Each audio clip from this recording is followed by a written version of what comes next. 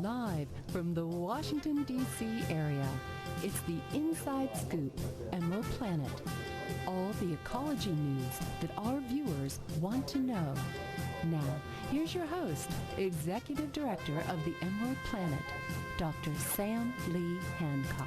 Hello and welcome to the Emerald Planet as we come to you from Washington, D.C. and the United States as we look around the globe in 144 different nations, looking for those 1,000 best practices, technologies, services, and products that are making a difference as we move through the 21st century.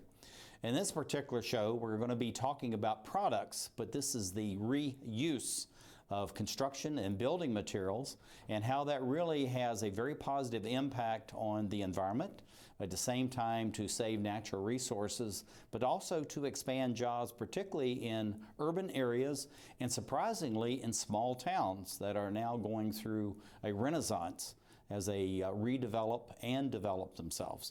And so I have a gentleman sitting here with me. His name is Jim Schulman. He's AIA, so he's registered with the American Institute of Architects.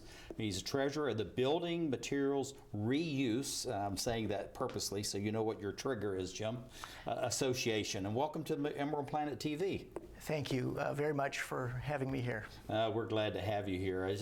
Actually, I've been looking for an organization like yours for some time, and then I show up at Conscious Capitalism, and there you're sitting. So we owe all this to Christopher King, who is the president and developer of that. But tell us a little bit about the Building Materials Reuse Association. What does that really mean, its mission and its vision? Well, the BMRA, for short, is a 20-year-old nonprofit 501c3 organization that's dedicated to the reuse, short and simple, of building materials and recycling of building materials. And we do everything we can to help promote all the wonderful aspects, the environmental, social, and economic benefits that come from, we believe, reusing building materials. Yeah, this is something that I told you as a child when I was living on the ranch. We would go out and take buildings and put up, sheds for the horses and the cattle and all kinds of uses. Even helped build a new church out of reused material. So this is something that's been going on for a long time. I guess going back to the Babylonian days and the ancient Egyptians and all this. So this is not a new idea. So why a professional association for reuse materials? You're absolutely right. The reuse of building materials is actually something that's been going on for as long as humans have been building buildings and having settlements. It's only since World War II when demolishing buildings and kind of crunching them up has been the standard operating procedure. So our organization is dedicated to slowing that process down and being able to use the building materials for a second, third, fourth time, because they really are resources.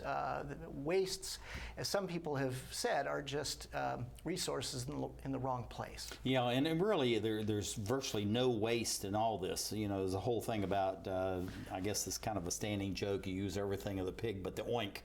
And by recycling all these materials and reuse, and we're going to talk about those two terms in a minute, but looking at this chart, this was in some ways very amazing to me that you have a hierarchy of needs and a hierarchy of uses as far as these materials are concerned. Tell us a little bit about this, because I think this is very important for our audiences both here and abroad to understand there is a hierarchy and it's well defined. Right.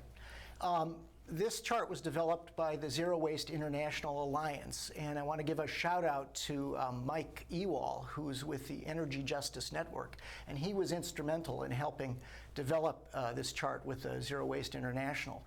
And what it shows is what one should do first and what one should do last. So the higher on the chart are the things that make the best sense environmentally, socially, and economically. And the usual mantra of reduce, reuse, recycle, you'll find are one of many things on this chart. And interestingly enough, reuse, repair, and remanufacture, you'll see kind of towards the middle of the chart. So it's not the first thing that should be done. Actually, reducing the need for the waste of materials is one of the first things that It's kind of like in the whole thing about renewable energy. Every 1 kilowatt that you don't use is actually a bonus as far as the environment is concerned. Exactly. And very important with all of that. So looking at this notion of reuse versus recycled, I didn't realize there was a versus in those two terms. Tell us a little bit about the differences, but also how they complement one to the other. Well, reuse and recycling are both processes that the BMRA promotes and advocates for. Recycling is usually defined as when materials are completely reconstituted, melted down if it's a metal, for instance, and made into a new product after having had a previous life. Whereas reuse could be taking that product and using it maybe in a new application. For instance, here on the screen you'll see my own house where I took up the floor, the old flooring that was somewhat deteriorated, and it was my wife's idea, her brilliant idea. Why don't we put that on the ceiling? So we're reusing wood flooring as a finish material on the ceiling, and that's a example of reuse. And I don't know, but I see in here you have a beam going through that probably was, being repurposed. I think is one of the new jargon that's being used and all that. And I've known a number of people that have both very modern but also classical homes where they're doing these kinds of things, opening up, using old beams. Some of them that came out of old warehouses, tobacco warehouses, or fabric warehouses that go back 100, 125, 150 years. And they're still perfectly good shape, and they can be used for that. But looking at what do we gain environmentally by this reuse, repurposing as far as these building materials are concerned? Well, the light bulb went off for me in terms of the potential impact of reuse when I found a statistic from the Wuppertal Institute, which is an environmental institute in Germany near the border with France. And they did an extensive analysis of environmental harms. And interestingly enough, they determined that the vast majority, 84% of all environmental harms, come not from the misuse of products or the manufacturing of products or the distribution of products or even the end of life, the disposal of products. 84% of all environmental harms come from materials extraction, from the actual mountaintop mining or clear cutting that is used in order to make new materials, new products. And therefore, if we're able to reduce we can reduce that extraction by reusing a product that's already made. So, yeah, this is something I know with Reynolds Metals. I knew the owners actually of that company, and they actually recycled 137% of the aluminum they produced in their plants. 137, of course, they were buying, waste, as you would call it, or repurposed materials. And what it is that they only took 1/10 of the energy to produce a new product out of aluminum if they were using an old can and being repurposed. 1/10. Right. And steel is about the same thing, so when you're using car parts and things like that. So when people go by these demolition sites and they're saying, geez, they're tearing it down, there can't be anything in that, because as you're walking down the streets in Washington, D.C., there's always something either being newly built or being newly torn down, no matter where you go in the capital region. And people saying, well, there's nothing there that can be used, but you're saying that there's a lot that can be used, and what and why? Actually, I found, and other guests are going to have later on today, will indicate, is that something like 90% of all the building materials in most residential structures can easily be reused, either for 90%, in a home that's being torn down and moved. We're talking doors, windows, light fixtures, plumbing fixtures, electrical elements, HVAC. It's actually, unless there's fire damage or termite damage, most building materials are actually pretty resilient, and if they're taken apart properly, they can be reused. Yeah, that's absolutely fantastic. And had an office on the U.S. Army base at Fort Lee in Virginia, 8.5 years. And actually the building I was in, they came one day, say, we're going to tear down your building and we're going to move you to a new space. I said, that's very interesting. And they used every bit of that.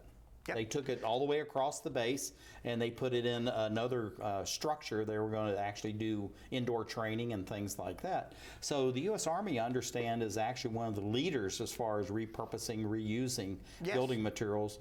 If so, how and why? Well, the Army discovered, as did the Army Corps of Engineers in the last maybe 10, 15 years, that there were huge benefits to be had. And now standard operating procedure, my understanding is, the rules are that if the Army's taking down a building, 60% of the materials in that building have to be either reused or recycled.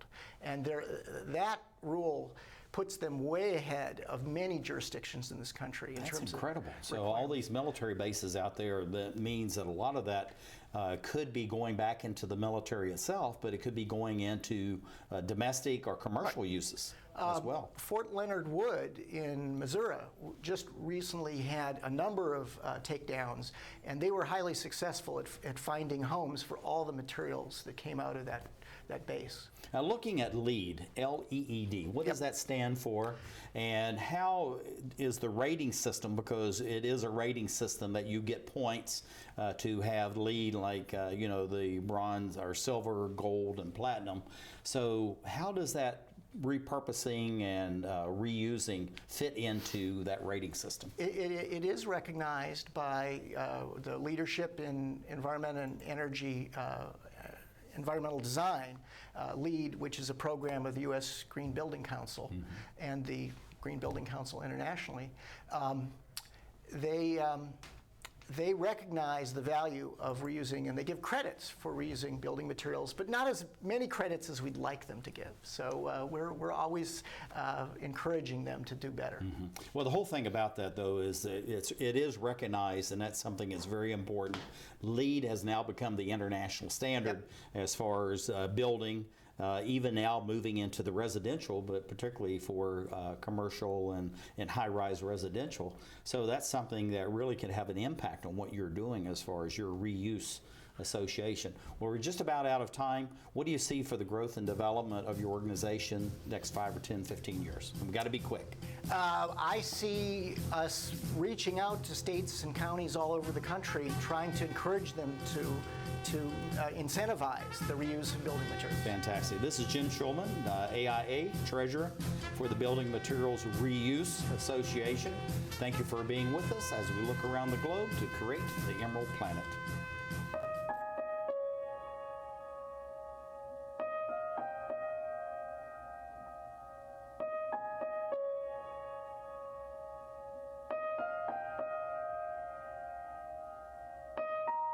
Some dreams are universal. Dreams that inspire us. Multiple sclerosis is a devastating disease that changes lives forever. The National MS Society does more for people with MS than any organization in the world. But we can't do it alone. To get involved, visit us online at nationalmssociety.org. or call 1-800-FIGHT-MS. This is why we're here.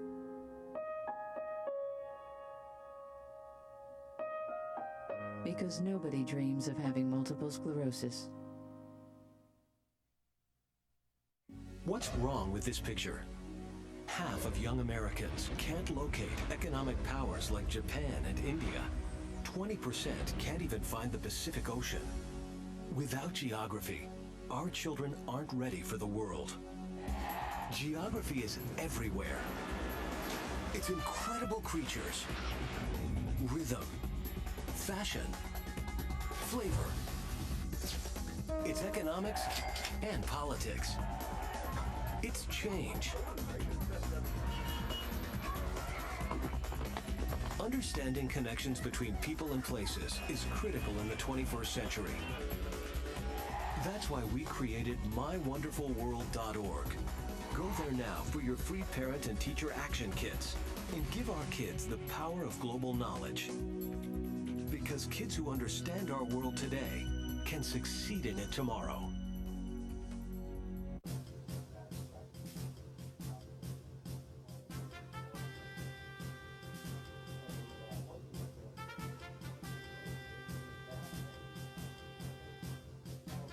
We're back to the Inside Scoop Emerald Planet.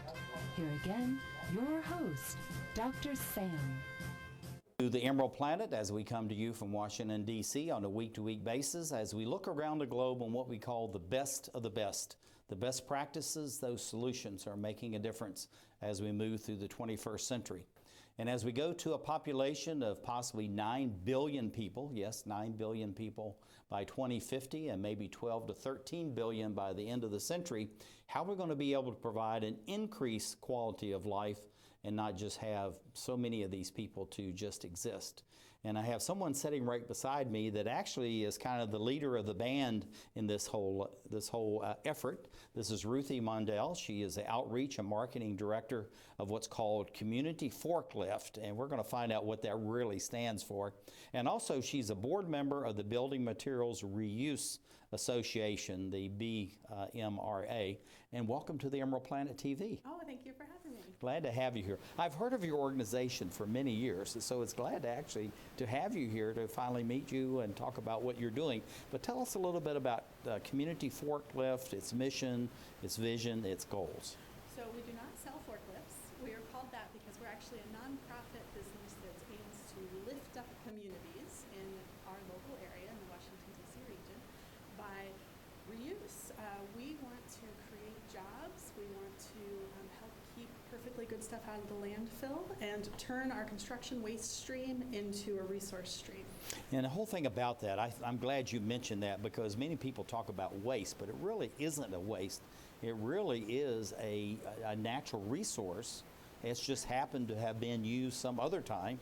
And so now it's the whole thing about having it so that you can reuse that particular material. And so it's just something that's very purposeful, the fact that you actually have this organization called Community Forklift. And like I said, we're going to find out a little bit more about what that actually means. But looking at what kind of people do come to Community Forklift? Oh, we have every type of person. I'll never forget one of the first days in business. We had a person who barely spoke English, a new immigrant who bought some 2x4s, and my very next customer was a senator's wife buying an antique mirror.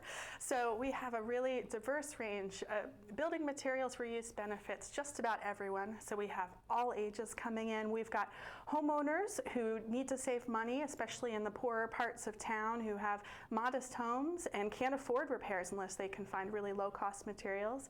We have people with old homes who can't find the hardware or the pieces that they need in the big box home improvement stores, and so they're looking for that one little part or that one little tile, and they do a happy dance when they find it at our warehouse.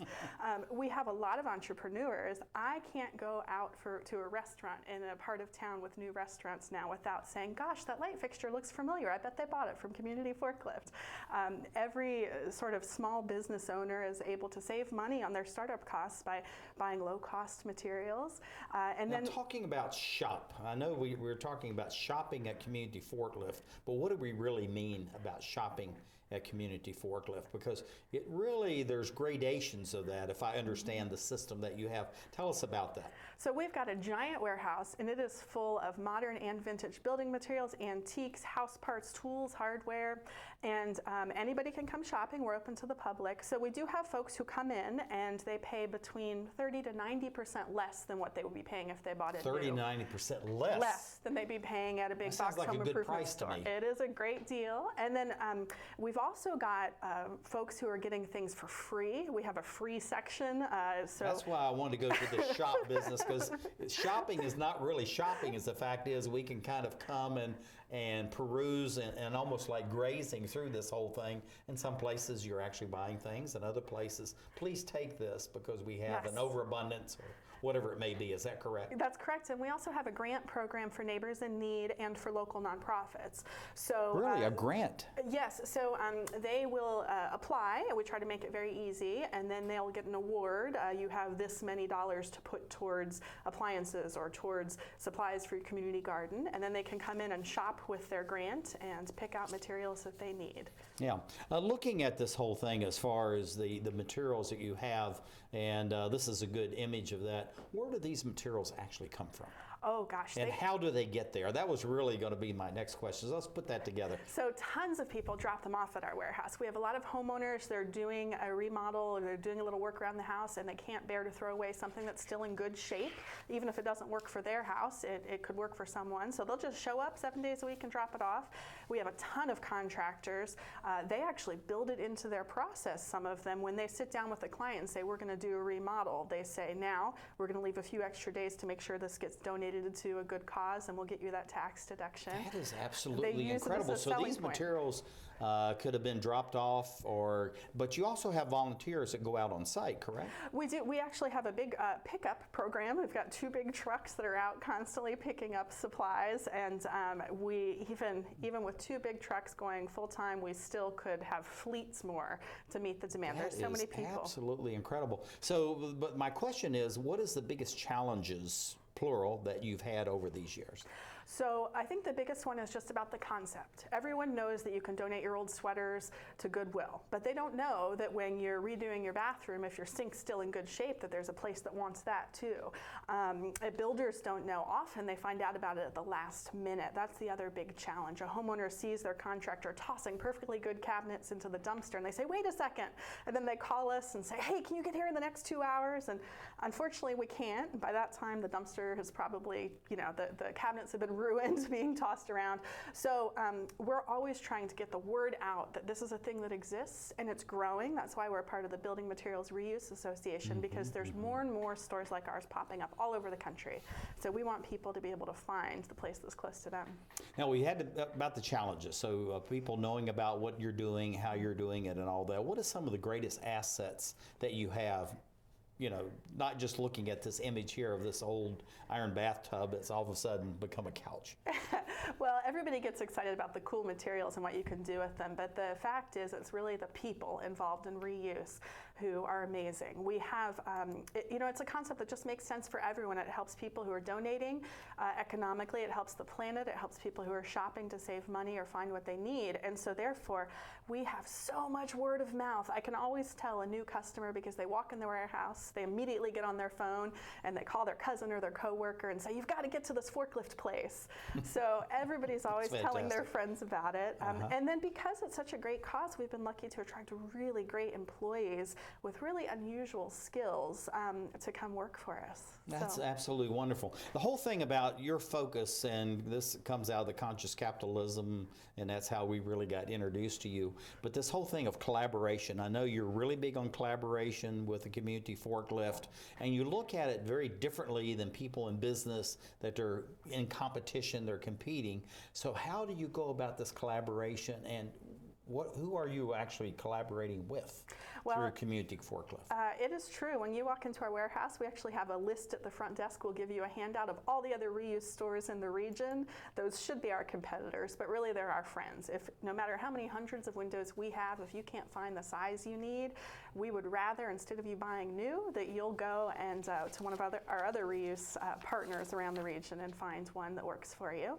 And then we also, sometimes if a donation is too big, a church wants to offer us hundreds of pews. We might take some, and one of the other reuse stores in the region might take some. So, and you also, too, I know you're collaborating actually for-profit businesses that really want your material. So that the pews idea, because usually a lot of that is heartwood. It's really beautiful material, and so someone can take that and just turn it into all kinds of things. I love the phrase harvesting the urban forest. We get all sorts of cool... Say that again, I like that. Harvesting the urban forest. Okay. All sorts of cool materials from cool old buildings that come to us from deconstruction companies or from builders who just want to preserve something good.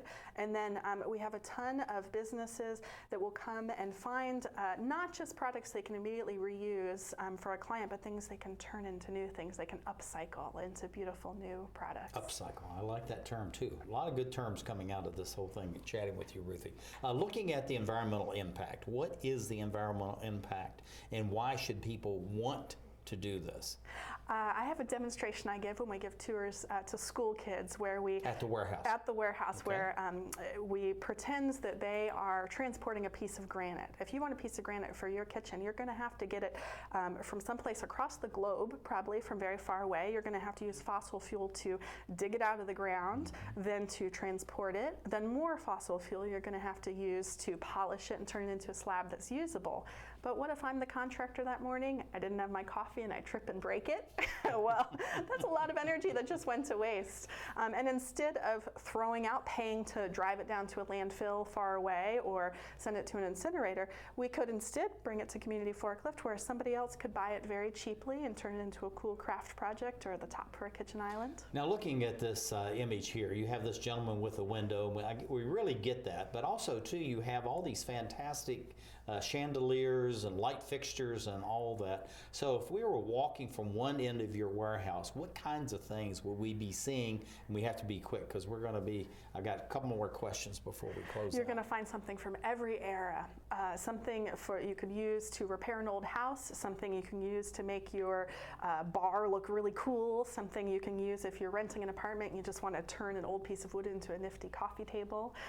You can find all sorts of both the guts of a house and then the fun, pretty light fixtures. Now tell us about this signboard you have. This I thought was very in this historic district. Tell us about this. One of the high school kids that works with us came up with the historic district name, and that just happens to be a section of the warehouse where we have a lot of vintage materials, and that's really helped us over the years because we have people coming from every corner of the DC area, and if a wealthy person can come and buy a gorgeous, somewhat expensive chandelier from us, that helps us pay the rent, and that means we can afford to give away more materials. We can help to employ more folks who maybe faced barriers to employment before they came to Community Forklift. Yeah, and this is something that you're really big on training and all that. But looking at also volunteers, where all these volunteers come from and why would they want to volunteer to Community Forklift? Some people, I guess, they just like getting dirty on the weekends. We have a lot of folks who work in white-collar jobs around the DC area and they want to do something meaningful on the weekends. We have a ton of university students from University of Maryland, and I think that's true of stores like us around the country. They often have millennials come out and put in some service because they care about our future. So Community Forklift, you're not selling forklifts. What do you see for the growth and development over, say, the next 5, 10, 15 years? Well, we are part of what's going to be an eco-district. We're going to be the anchor store for a bunch of other green businesses in our Port Towns community and just outside DC. And so we see more and more businesses coming and locating near us using our materials to create new products. That's absolutely fantastic. This is Ruthie Mundell, Outreach and Marketing Director, Community Forklift. Also, she's a board member. That's a very important position. Building Materials Reuse Association, and I like that term, BMRA. Ruthie, thank you for being with us and sharing about Community Forklift. And thank you, dear viewer, for being with us as we look around the globe to create the Emerald Planet.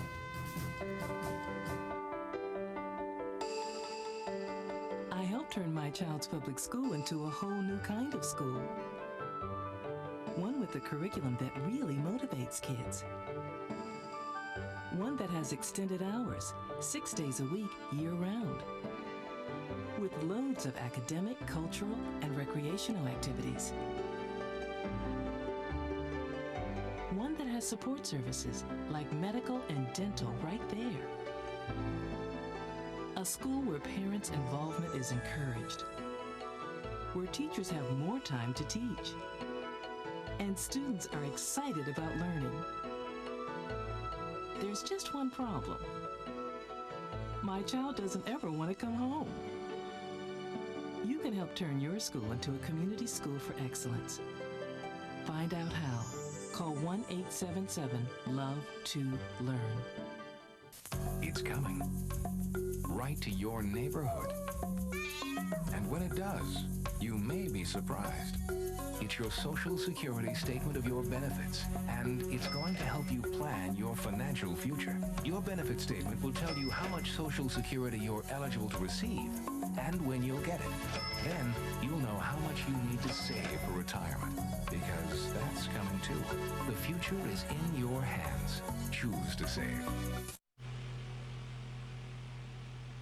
The toxic fumes from this meth lab are seeping into Jamie's sinus cavity.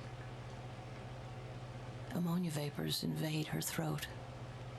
Toxic gases fill her lungs. Jamie's body is deteriorating. And she doesn't even know it. Jamie, dinner. So, who has the drug problem now? Find out how meth affects you at drugfree.org/.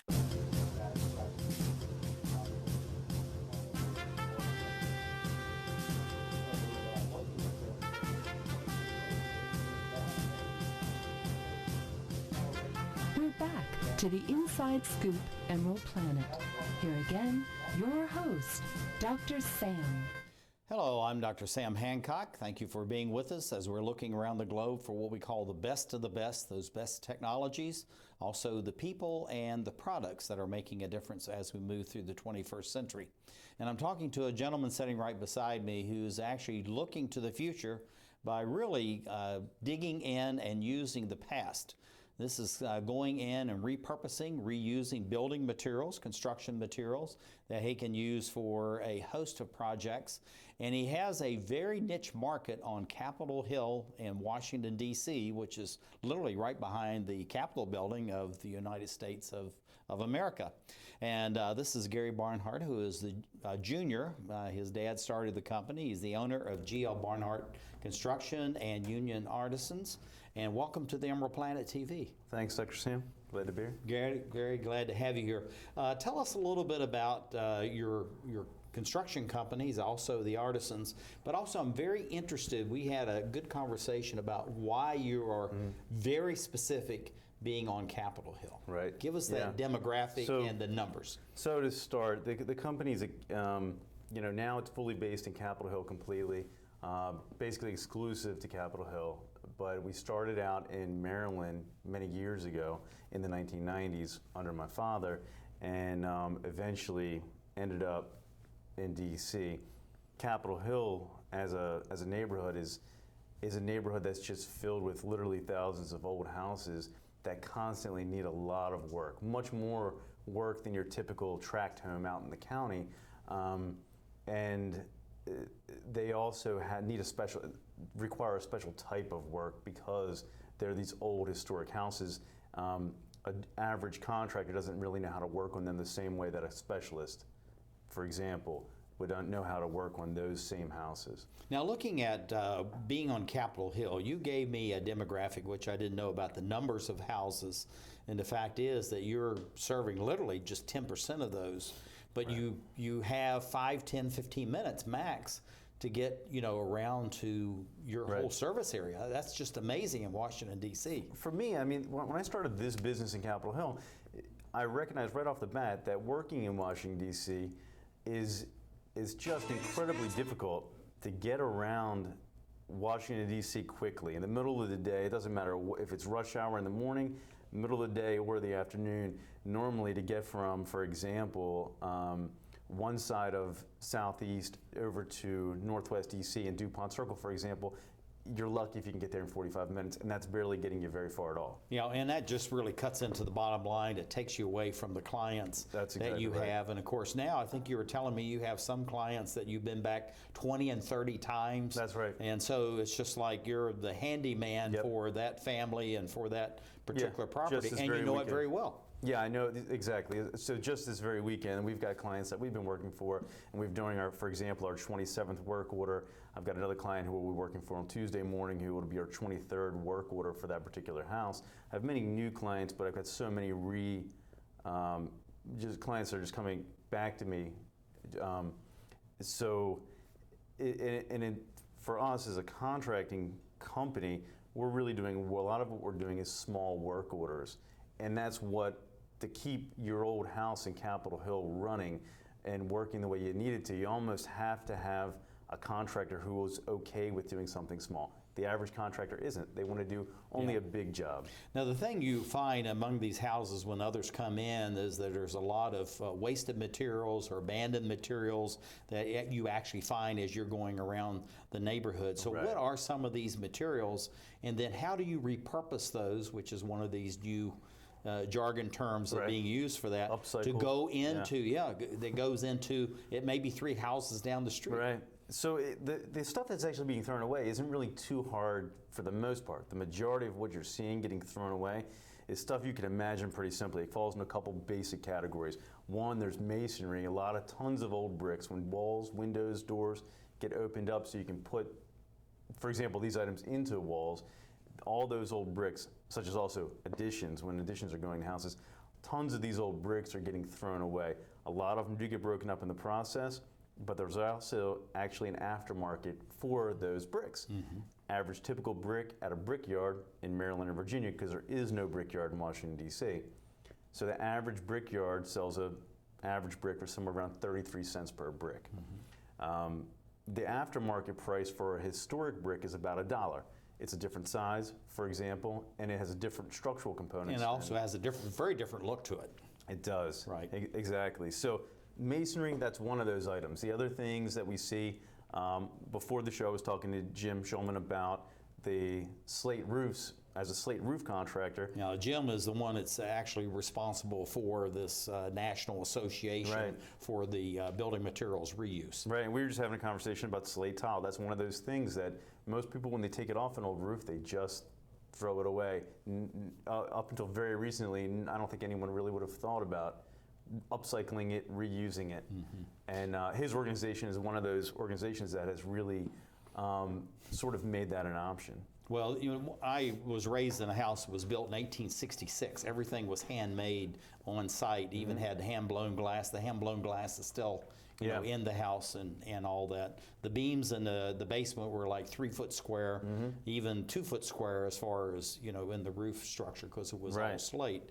So you want things that actually match. So if you're taking out old brick or you're doing addition, you want that to match. Right. So these materials are really quite valuable as far as what comes out but stays in the same neighborhood, because it may have come from the same kiln, right? Right, that's exactly right. Sometimes, I mean, it's not as much as batching together, but the bricks of a certain type, and we keep talking about bricks now, but this applies to many different types of materials.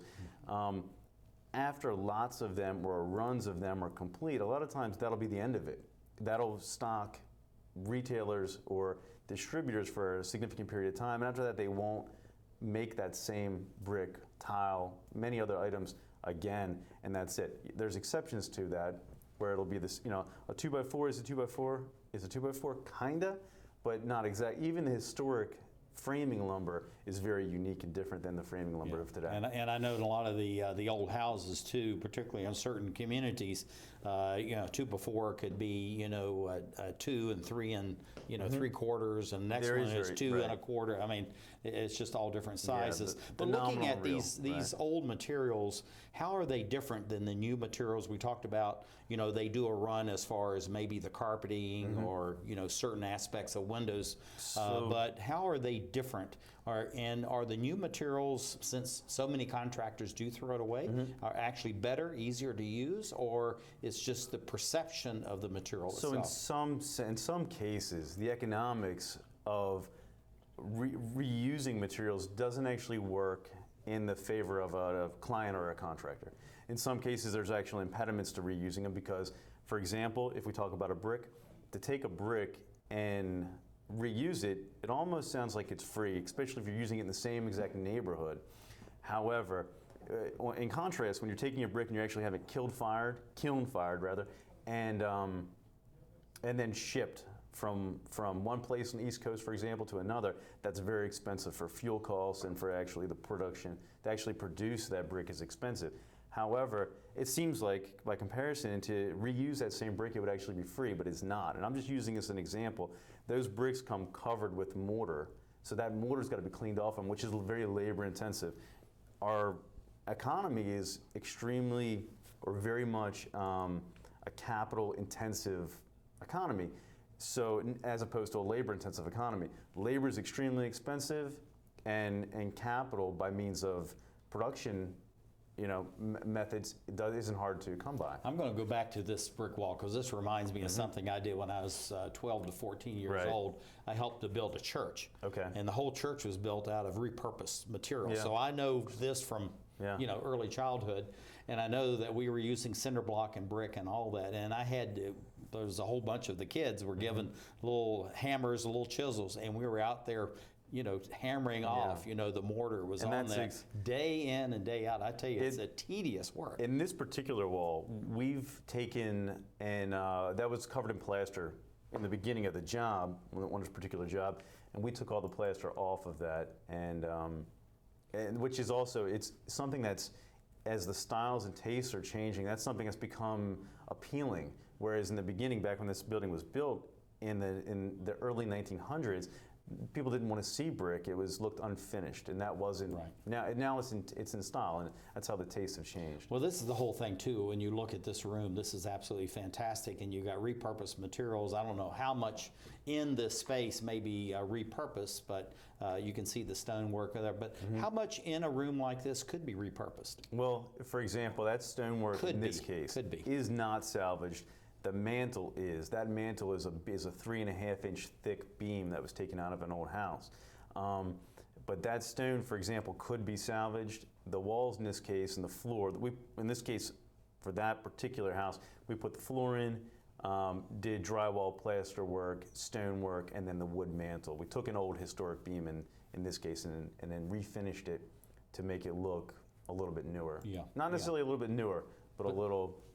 Well, some people want to have that look. So 2 short questions. We're getting near the end of our time. One, how materials can be reused, and I put this image up here purposely so. And what are the advantages to your companies? I think you talked about that, but what about the economics for the buyer? The people that you're actually working with, that's something we really haven't focused on. So in some cases, because of the way that the market is, cleaning and preparing old materials, for example, if I take an old beam out, in this particular picture, this bench and table set were made from reclaimed historic beams that we tore out of houses when they opened up the floor and had to replace the floor, for example. In the case of that particular table, we had to clean out or pick out maybe a few hundred nails right out of those boards. So that's very labor intensive, and it isn't always necessarily more economically. There's 2 different costs too to look at when you're talking about costs in construction. There's first cost and there's life cycle costs. Right. So as a first cost in that case, it isn't really beneficial necessarily to reuse that wood, but I did it because I really appreciate the character of a board that's been inside of a house for 110, 115 years. Yeah, this is amazing to look at this old wood and to think that this actually could be repurposed and used for another 100 or 150 years, and maybe even longer than that. I'm going to put this up here. This is something that I really like, and then we'll go on to this one. But anyway, what do you see for the growth and expansion of your company for the next 5, 10, 15 years? It's interesting. So the Union Artisan part of our company just takes these old salvage materials and turns them into furniture. But it's interesting because that's currently, that industrial salvage look has become very popular very recently. At the same time, the materials Got 5 seconds. The materials that those things come from are quickly dwindling. There's not much left. Gary Barnhart is the owner of CL Barnhart and Union Artisan as we look around the globe to create the Emerald Planet. Saving for retirement might be easy for some Good. Glad to have you. For others, it might take a little more work. And for those who haven't started, there are still things you can do to catch up. Oh, that is good news. Like getting out from underneath past debt. And don't get wrapped up with high-interest credit cards. Get you some eyes. Be diversified with your investments. Don't put all your eggs in one basket. Your financial goals are not out of reach. The choice is clear. For a happy ending, choose to save. Everyone with alcohol and drug addiction is in the same boat.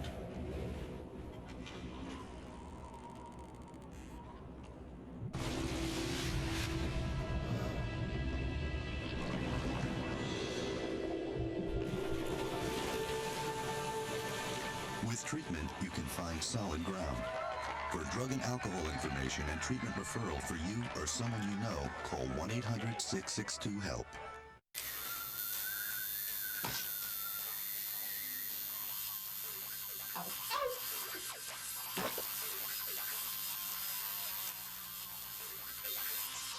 sure you want this tattoo? Because just do it.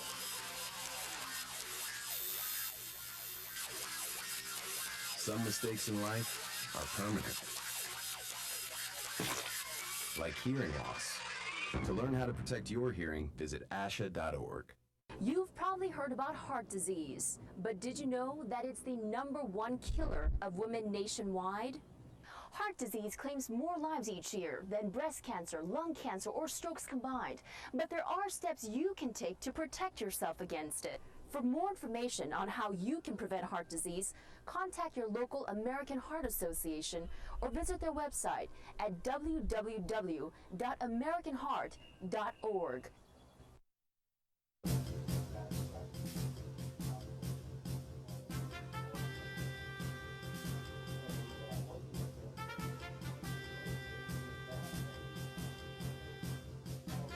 We're back to the Inside Scoop Emerald Planet. Here again, your host, Dr. Sam. Hello and welcome to the Emerald Planet as we come to you on a week-to-week basis looking around the globe in 144 different nations, looking for those 1,000 best practices, technologies, services, and products that make a difference as we move through the 21st century. I am Dr. Sam Hancock, President, Executive Director of Emerald Planet, and also of the Emerald Planet TV. And we have someone that's coming on, and actually I have a gentleman sitting right beside me as well, that we're looking at how we're going to address the issues of 2 billion new people being added to the planet, Jim. I mean, that's a big task that we have by 2050. And so we have two people that are here and talking about how we're going to take the existing resources that we have, particularly the building construction materials, and repurpose those so that we're enhancing the quality of life and not just having people exist. So we have Paula Bahler. She is the sales manager for Details Deconstruction. Deconstruction, we want to emphasize that. This is a social enterprise of Humanim, and she's coming in by Skype, and then sitting right beside me is our special guest, Jim Schulman, who is the treasurer of the Building Materials Reuse Association. I got to emphasize all these terms because they all have specific meaning. And Paula, welcome to the Emerald Planet TV. Paula, can you hear me? Paula, can you hear us? Well, Jim, while we're letting the engineers get Paula on, are you there? Okay, all right, we'll let them sort it out. Looking at your organization, I know it's very important what you're doing and working with a group like Details and Deconstruction. How many of these organizations do you have working with you and our members? And what is the regional and as well as the local impact of these types of organizations? Well, they're all over the continent. We actually have members in the BMRA in Canada, and we hope someday to have some from Mexico. There are literally hundreds. I would say the members in our organization are, there are dozens. We probably have about 60 or 70 members right now. But there are a lot of small groups in the small towns you mentioned earlier that that are doing work without our knowledge. So we have a public education job to reach out to the very deconstruction companies and stores that are already out there. Well, looking at, these kinds of older homes, of course, these are probably maybe 30, 40 years or something like that. And at the same time, this is just really a treasure trove as far as resources are concerned for new construction as well as any kind of renovation work that is going on. So it looks like we have Paula is coming back on with us. Paula, are you with us? No, I guess not. But looking at the house like this, what is in here that makes it so valuable, and why would people go out and actually physically take this down by hand and not just go out with the bulldozer and put it into the landfill? There are valuable materials in every building, and it's a cost-benefit analysis ultimately as to what should be saved and what should not be saved. But if you count in the jobs created and putting food on people's plates that come from doing it the sort of environmentally friendly way, you'll see it's a net benefit. Well, looking at this whole thing as far as what's in this house, when you start seeing people starting to take things out of there, and we have a number of these images provided by Paula Bahler from Details Deconstruction. Looking at this, let's look at the building materials that we have. These three gentlemen right here, I mean, the wide variety of these things are just incredible. It's an employment opportunity that can benefit especially Rust Belt cities that have a lot of... These legacy cities, as we call them. That have a lot of Cleveland, Detroit, Baltimore. They're rife with building stock and people who need work. And so it's a wonderful marriage to be able to put those two together. Now, looking at your association, you're working with this organization like Details Deconstruction and many others. Why is it, as an association, do you have to have an organization that brings all these people together? What are you doing that's special that really is important to these usually most of these are small to medium-sized enterprises? Yeah. We can provide them with liaison to government agencies. We can help them band together to learn best practices from each other. Just coming together at our conferences, which the last one was at the end of February, we gave an award to Details Deconstruction for their excellent work at training and employing literally hundreds of people to work in Baltimore and elsewhere in the Mid-Atlantic. Okay, Paula, I think Paula's back with us. Paula, are you here? Paula, are you with us? Yes, I'm here. Okay, it's hard to hear. Looking at your organization, Jim and I were showing some of the images of the people that are working with you, working on these older homes and pulling out the materials. But tell us a little bit about Details Deconstruction, its mission and goals. Details is a 501c3 nonprofit, and our mission is to create jobs in Baltimore City for residents who have long-term unemployment and generally barriers to employment. We teach them to deconstruct homes by hand. Offers opportunities for the reuse industry as well as a boost from employee retention.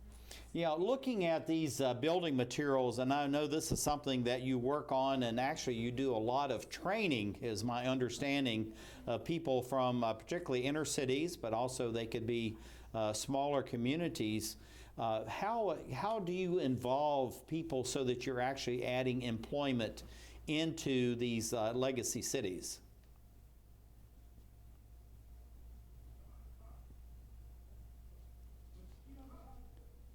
Okay, Jim, going back to you, the same question. How do we provide and train people from within these legacy cities to be involved and actually work in their own communities so they're not having to travel long distances, but they may actually be able to walk to work? And to take these kinds of materials and save those and put them back into other structures. There are a whole variety of different kinds of training programs. I myself was involved in 6 different job training programs in deconstruction in Washington, D.C. And it's a labor of love. It involves finding funding, but it also is difficult because you have to find properties to take down. But if you take a city like Baltimore, my understanding there's 60,000 properties that actually need to come down in order to improve the housing stock and not, it's Right. just these legacy cities. Detroit has, about the same numbers. So when you're talking about these massive numbers of homes, how do you take these materials like we're looking at in these photographs and be able to use those in either new construction or into reconstruction? In general, I would say, I don't know if Paula would answer it the same way, but in general, the buildings that are come out of these projects are better for renovations and repairs than they are for new construction. But there is a fellow in Winnipeg, Canada, Jerry Humphreys with Milestone Project, who's actually almost all his construction projects are built with salvaged materials. He's made a whole career of it, so it's possible.